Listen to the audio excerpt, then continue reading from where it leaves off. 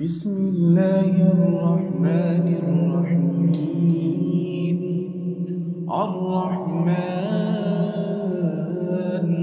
علم القرآن خلق الإنسان علمه البيان.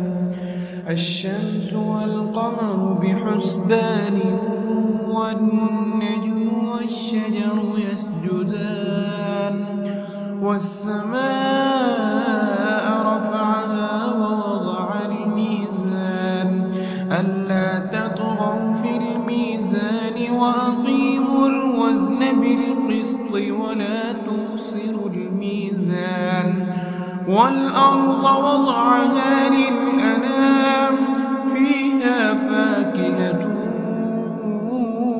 والنخل ذات الأكمام والحب ذو العصف والريحان فبأي آلاء ربكما تكذبان. خلق الإنسان من صلصال كالفخار وخلق الجان من مارج فبأي آلاء ربكما تكذبان. رب المشرقين ورب المغربين فبأي آلاء ربكما تكذبان. مرج البحرين يلتقيان بينهما برزخ لا يبغيان فبأي آلاء ربكما تكذبان. يخرج منهما اللؤلؤ والمرجان فبأي آلاء ربكما تكذبان. وله الجوار المنشآت في البحر كالأعلام فبأي آلاء ربكما تكذبان. كل من عليها فان ويبقى وجه ربك ذو الجلال والإكرام فبأي آلاء ربكما تكذبان.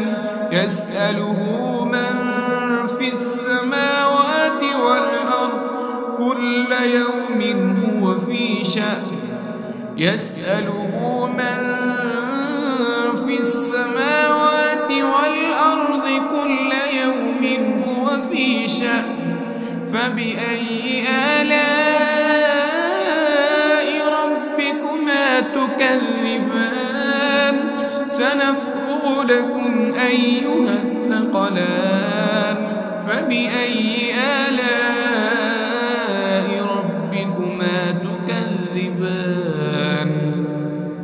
يا معشر الجن والإنس إن استطعتم أن تنفذوا من أقطار السماوات والأرض فانفذوا لا تنفذون إلا بسلطان فبأي آلاء ربكما تكذبان. يرسل عليكما شواظ من نار ونحاس فلا تنتصران فبأي آلاء ربكما تكذبان. فإذا انشقت السماء فكانت وردة كالدهان فبأي آلاء ربكما تكذبان. فيومئذ لا يسأل عن ذنبه ولا جان فبأي آلاء ربكما تكذبان يعرف المجرمون بسيماهم فيؤخذ بالنواصي والأقدام فبأي آلاء ربكما تكذبان هذه جهنم التي يكذب بها المجرمون يطوفون بينها وبين حميم آن فبأي آلاء ربكما تكذبان ولمن خاف مقام ربه جنتان فبأي آلاء ربكما تكذبان ذواتا أفنان فبأي آلاء ربكما تكذبان فيهما عينان تجريان فبأي آلاء ربكما تكذبان فيهما من كل فاكهة زوجان فبأي آلاء ربكما تكذبان متكئين على فرش